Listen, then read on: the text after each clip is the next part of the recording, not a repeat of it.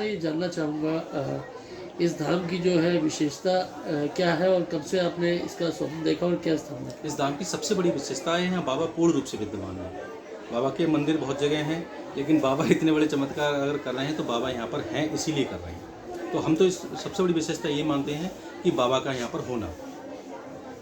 तो ऐसा क्या इस जगह पर है गुरुजी कि लोगों की प्रति जो आस्था है इतनी हो रही है और जो जैसे बताया जा रहा है उन्हें परेशानियों से भी छुटकारा मिल रहा है और बीमारियों से भी छुटकारा मिल रहा है। ऐसा क्या कुछ चमत्कार है या धर्म का प्रभाव है या क्या ऐसा ईश्वर का आशीर्वाद नहीं, है? यहाँ पर अगर मैं इस बात को बोलूँ तो यहाँ पर सिर्फ बाबा की कृपा मानता हूँ मैं इसको।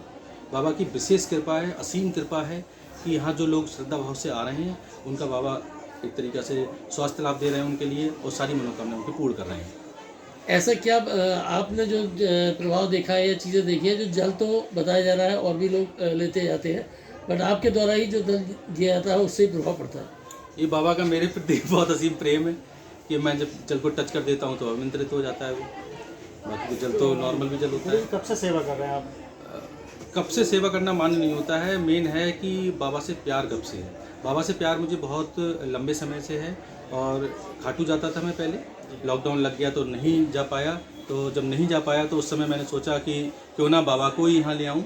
और लास्ट में बाबा से जब मैंने वहाँ खाटू में जीना बना हुआ स्टील का एक, वहाँ खड़े होकर मैंने बाबा से ये बोला। मैं थोड़ा सा भावुक भी था क्योंकि मुझे वही घोषणा पता चली थी कि अब लॉकडाउन लग गया है और मंदिर अब नहीं अब खुल पाएगा अगले महीने। तो एक साल कंटिन्यू मैं जब वहाँ खाटू गया और जब मुझे पता चला कि अब अगले महीने नहीं आ पाऊँगा तो मैं भावुक हो गया थोड़ा। तो मैंने बाबा की तरफ देखे, बाबा से हमने बाबा मैं तो नहीं आ पाऊँगा, क्या ऐसा हो सकता है? आप ही मेरे साथ चलो और हमेशा मेरे साथ रहो चल के। तो बाबा को मैं ले आया।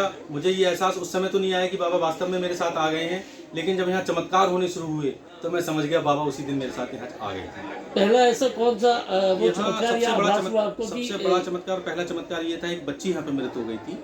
पीछे पानी का टैंक था, उसमें टैंक में गिर गई थी। जब उसको निकाला तो उसकी धड़कन वगैरह सब रुक गई थी। सारे लोगों ने उसको चेक किया था और वास्तव में उन्होंने बोला था कि ये बच्ची अब जीवित नहीं बची है। बाबा की मैं आरती कर रहा था। आरती करने के बाद तो जब स्तुति हो रही थी तब मुझे एहसास हुआ कि बाहर कुछ शोर मच रहा है, बाहर कुछ लोग परेशान हैं।